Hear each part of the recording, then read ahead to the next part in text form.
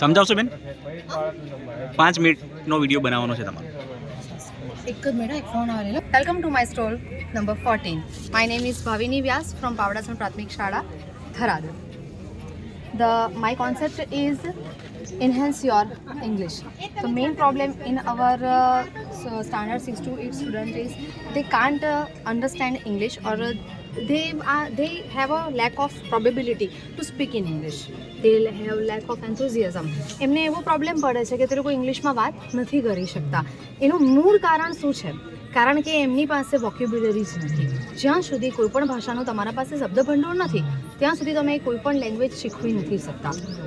તો સૌથી પહેલાં તો મેં મારી સ્કૂલમાં શું કર્યું કે ક્લાસના છોકરાઓને લાઇબ્રેરીને ઇન્ટ્રોડક્શન અપાયું કે ભાઈ તમે લાઇબ્રેરીમાં જાઓ. હવે હમણાં જે લાઇબ્રેરીમાં નવા પુસ્તકો આવેલા છે એ બધા પુસ્તકો દ્વિભાષામાં છે, ગુજરાતીમાં પણ છે અને ઇંગ્લિશમાં પણ છે. તો સૌથી પહેલાં એમને મેં એવું ના કીધું કે તમે ઇંગ્લિશમાં વાંચો, તમે ગુજરાતી જ વાંચો. અને ગુજરાતીમાં વંચાઈ જાય એટલે તમારે ઇંગ્લિશમાં વાંચવાનું. તમને એમાંથી જે વર્ડ્સ નથી સમજ પડતા કે જેનું તમને ટ્રાન્સલેશન નથી ખબર પડતું એ તમારે નોટ ડાઉન કરી જવાનું.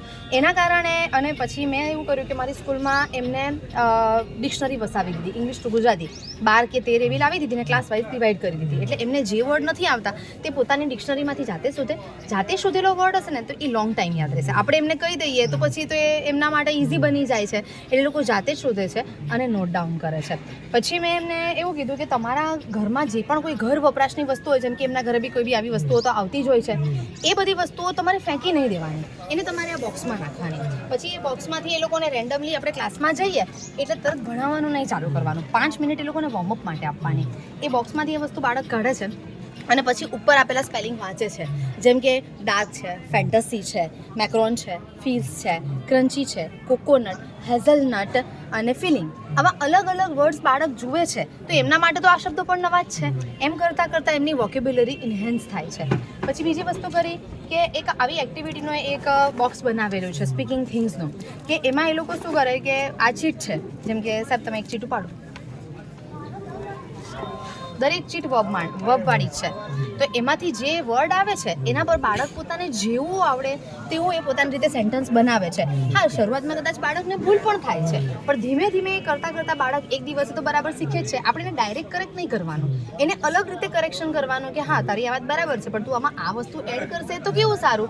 એમ કરતાં એ એડ કરી દે છે. આપણા જે ગામડાના બાળકો છે એ લોકોને મેઇન પ્રોબ્લેમ એવો છે કે એ લોકો એવી જગ્યાએથી આવે છે કે તેમને સાંભળવાનો અવકાશ નથી. ઇંગ્લિશ એવી ભાષા છે કે તમે જેટલું વધારે સાંભળશો એટલું છોકરાઓને જલ્દી આવડશે. એના માટે એઝ અ ટીચર આપણે જ ક્લાસમાં વધારે ઇંગ્લિશ બોલવાનું તો જ એમને આવડે. પછી જેમ કે હેલ્ધી ફૂડ છે, જંક ફૂડ છે, એના અલગ અલગ ચાર્ટ બનાવેલા છે. મેં મારી સ્કૂલમાં English newspaper the times of India ચાલુ કરેલું છે મારી રીતે જ. એમાં નોલેજ, ફેક્ટ્સ અને ફન કોર્નર, આ બંને કોર્નર બાળકો જ ચલાવે છે. આ બધું ફ્લેક્સિબલ છે. એવરી સેટરડે આ બધું ચેન્જ થઈ જાય. બાળક પોતાની રીતે મંડેથી સેટરડે સુધી બધું કલેક્શન રાખે છે અને સેટરડે એને ચેન્જ કરી નાખે છે. અને પછી આ બધું છે તેનું બધું ફાઇલિંગ કરી દે છે. આ જે વાંચન કોર્નર અમારી સ્કૂલમાં ચાલે છે એમાં છોકરાઓને માટે આ મૂકેલું છે. એ લોકો એવી રીતે પોતાની રીતે વાંચે છે. જે શબ્દો ના આવડે કે તો મને પૂછે છે કે તો જે ડિક્શનરી છે એનો યુઝ કરી લે છે એ લોકો.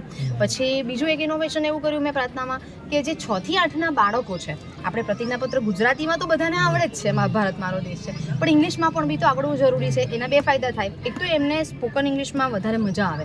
એક વખત મોઢે થઈ ગયેલું ને તો એમને પોતાને એમ થાય કે હા જો હું ઇંગ્લિશમાં પ્લે જ બોલું છું. 6 થી 8ના બધા જ છોકરા મારી સ્કૂલમાં ઇંગ્લિશમાં જ પ્લે બોલે છે. અને એવરી વેનસડે સ્કૂલમાં બધી જ આખું જે પ્રેયર એસેમ્બલી છે, પ્રાર્થના કાર્યક્રમ, એ બધું ઇંગ્લિશમાં જ કરવાનો. એમાં એક્શન સોંગ છે, પોયમ છે, સ્ટોરી ટેલિંગ છે, પ્લેજ છે, પછી જોક્સ છે, આ બધું છોકરા પોતાની રીતે ઇંગ્લિશમાં જ બોલવાના છે. અને બીજો એક ફાયદો એમાં જોવા મળ્યો કે એકચ્યુઅલમાં 1 થી 5ના છોકરાઓને તો મેં પ્લેજ શીખવાડી જ નથી, પણ જે પેલા 6 થી 8ના બોલે છે ને, હા, એટલે એના પરથી તો આ વધારે તારણ નીકળે છે કે જેમ તમે ઇંગ્લિશ વધારે સાંભળશો તેમ તમારામાં એમાં ઇમ્પ્રુવમેન્ટ આવે છે. હવે બીજી વસ્તુ એ થયું કે 6 to 8નો ઇંગ્લિશનો સિલેબસ હવે બદલાવા માંડ્યો. 6th સ્ટાન્ડર્ડથી સ્ટાર્ટિંગ થઈ ગઈ તો 6th સ્ટાન્ડર્ડમાં જે નવા ચેપ્ટર આવેલા છે એમાં ઘણા બધા સાયન્ટિસ્ટના નામ છે. તો એ બધા સાયન્ટિસ્ટ ઇન્ડિયામાં તો અમુક તો જન્મેલા નથી, અમુક વિદેશના છે, તો એમની કન્ટ્રીના નામ, એની સ્પેલિંગ પણ તો આવડવી જરૂરી છે. તો એના માટે હું શું કરું કે સ્કૂલમાં એક ગ્લોબ લાવી દીધો. બાળક શું કરે, આમાંથી પોતાનો જે ગ્લોબ છે એમાંથી કન્ટ્રીનું નામ શોધી લે છે. એમ શોધવાથી 2 વસ્તુ, એક તો એને એક્ટિવિટી એને ફન પણ મળે છે અને એ કન્ટ્રીના નામની સ્પેલિંગ પણ પછી એને નોટ ડાઉન કરવા કહું છું, એટલે એ સ્પેલિંગ પણ એને લર્ન થઈ જાય છે. પછી બીજી વસ્તુ કે છોકરાઓ જે એમની પોતાની રીતે આસપાસના વાતાવરણમાંથી જે વસ્તુ જુએ એના વિશે એ કોઈ પણ પેરેગ્રાફ લખે. સ્ટાર્ટિંગ